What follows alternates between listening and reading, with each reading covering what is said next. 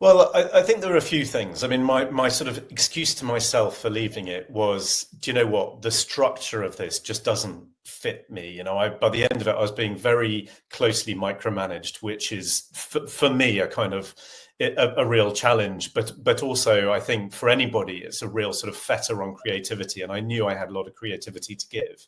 So I think the structure, the way the profession works, the way the profession, or certainly at that time, kind of required you to behave in order to make progress just didn't really fit with me. Mm-hmm. That was the first thing. I think number two is there was a values clash, and I didn't know it at the time because through your education and your early career, nobody really takes the time to say, what are your values? What really matters to you?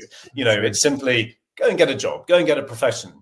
And so I think, it took me a long time to understand that actually the work I was doing didn't really fit who I was with a human.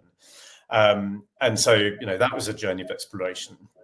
I think the other thing is, and this is a sort of probably a more recent realization, is I had a late diagnosis of neurodivergence, and the way that that presents is completely incompatible with being a lawyer. And I now understand why I was utterly incapable of getting through more than a paragraph of text without nodding off, and why the sort of detail that good lawyers require just didn't come to me. So I think it was a little bit of a perfect storm, but it did feel at the time like a big leap to exit what I'd spent a lot of time working towards.